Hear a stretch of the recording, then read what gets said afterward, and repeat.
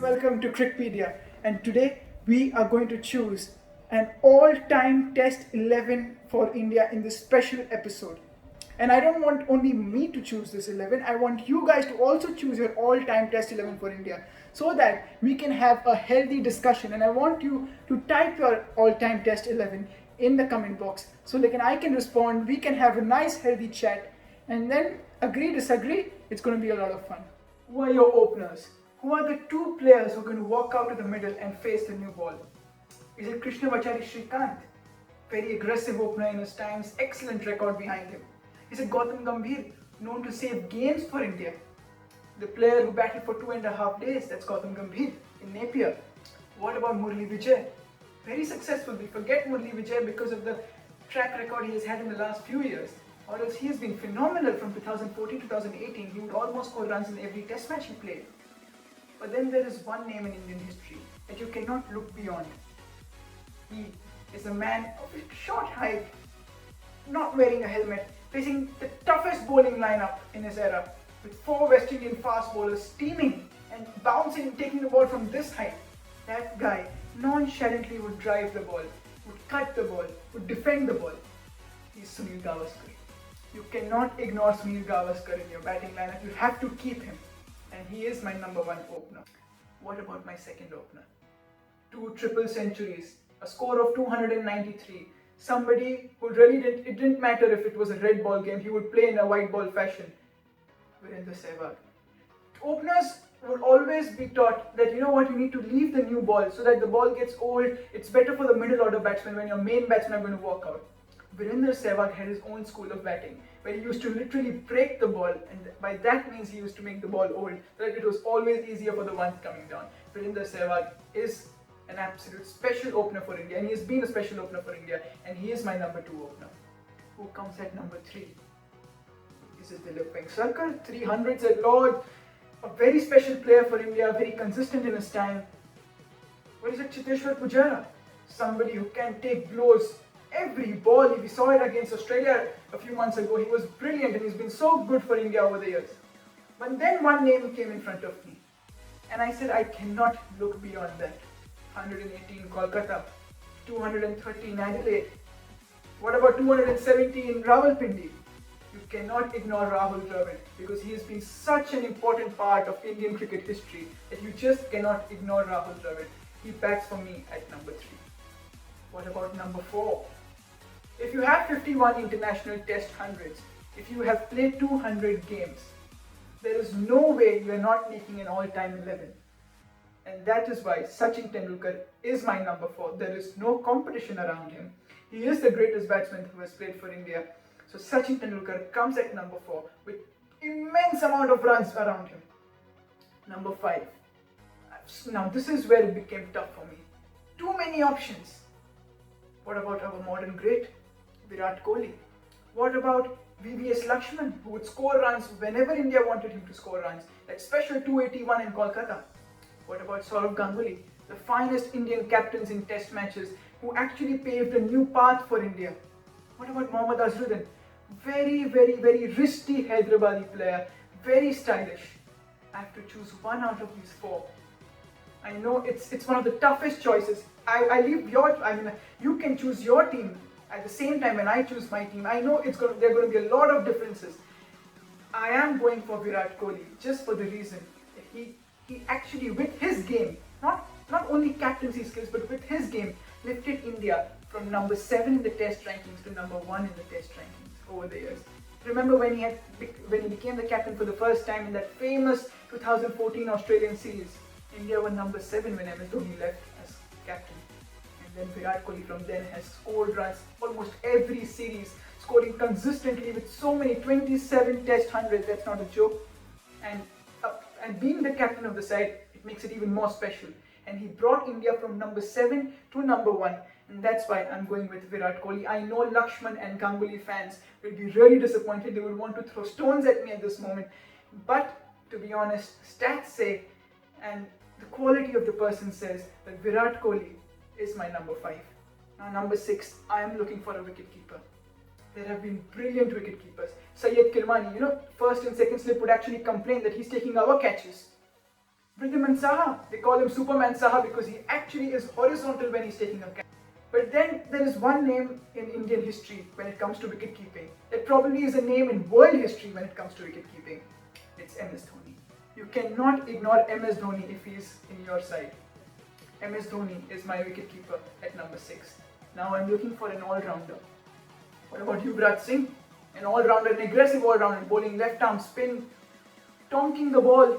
Virat Singh can be a very good choice. What about Ravindra Jadeja? He does almost everything. He fields, he bats, he bowls. He's somebody you want in your side. But then there is one all-rounder in Indian history who was simply just too good. And his name is Kapil Dev. Kapil Dev was an absolute fantabulous player in his times. The first proper fast bowler India saw after so many years. So Kapil Dev is somebody you cannot ignore, and Kapil Dev has been a fantastic leader, a fantastic bowler, a fantastic batsman, and a very energetic fielder. Kapil Dev is at number 7, my proper all-rounder. Now 8, 9, 10, 11. The game gets tough here because you have so many options to choose from. You have so many quality bowlers that India has produced. But few of them are standout performers. At number 8, what if I go with Anil Kumble? 619 wickets. If somebody takes 619 wickets, you cannot ignore him.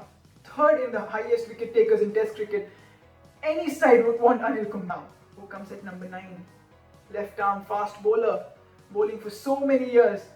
92 Test matches, more than 300 wickets, phenomenal record.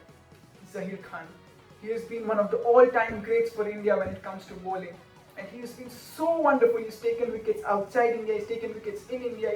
He's been so consistent that you always want Zahir Khan in your side. 10 and 11. This is where it really gets tough. For number 10, I have two candidates. Two brilliant off-spinners. Ravichandran Ashwin, a modern great. Harbhajan Singh, who used to loop the ball a little bit. Two brilliant off-spinners. Whom should I go with? If I look at stats, Harbhajan Singh, 417 wickets. Ravichandran Ashwin, 409 wickets. You would say go with Harbhajan Singh. But what about the fact that Ashwin has taken wickets outside India at a better average than what Harbhajan did? That is such an important part of selecting your team. So I am going with Ashwin. I know Harbhajan has made India win too many series, but the kind of bowling Ashwin has done, to be honest, there's a lot on Ashwin's side as well. The wickets have become more turning. It's better for the spinners when you play in India than when it was in Harbhajan's time. But at the same time, you have to consider the fact that even going to England, Ashwin took so many wickets. Tough conditions, but Ashwin has always performed for India. So I believe Ashwin goes above Harbhajan, and at number 10, I would take Ashwin. Now last choice, number 11. I have too many players to choose from. Is it Javagal Srinath? Brilliant fast bowler, a proper pair for Zahir Khan for many years.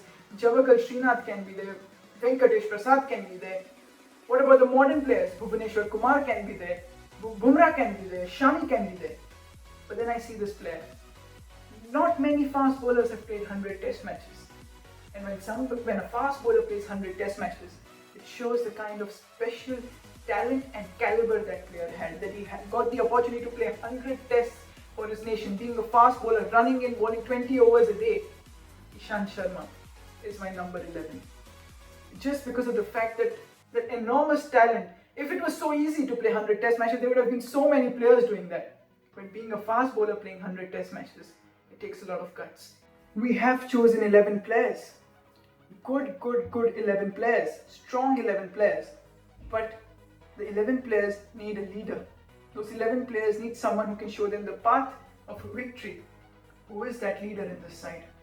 You have a few leaders in this side. You have Sunil Gavaskar, who made India win the Benson and Hedges World Cup in 1985. You have Kapil Dev, who made India win the 1983 World Cup. You have MS Dhoni, who made India win the 2011 World Cup. All white ball, fantastic captains. But what? We need a red ball captain. Virat Kohli. Stats say Virat Kohli is the most successful red ball captain for India. But then there's this one person who captained India for 2 years after Saurav Ganguly left captaincy. That was in 2006 and 7. Drew a series in South Africa. One in West Indies, one in England. A very calm personality. Rahul Dravid. is my captain for this side. And the kind of personality he is, the kind of player he is, I feel he is the perfect person to lead this side to many, many, many victories. So Rahul Dravid is my captain. We chose our 11. There were great players who missed out on being in that 11. You will have a different 11, I will have a different 11 with different players, and that's absolutely fine. But when we spoke about the spinners, the 3 spinners we spoke about, and out of which we selected 2, they were Kumble, Harbhajan and Ashwin. But there are 4 more spinners who made India win so many matches in 1960s and 70s. Bishan Singh Bedi, Erapalli Prasanna, Bhagwat Chandrasekhar, what about Venkat Raghavan? 4 together, when India didn't have a fast bowler in that era, these 4 together would actually go through sides and actually run through sides and tear through sides and make India win.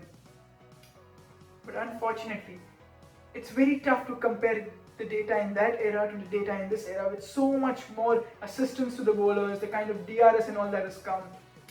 It's tough that we have to leave them out, but it's my responsibility to mention such players to you because they have been absolute legends of the game.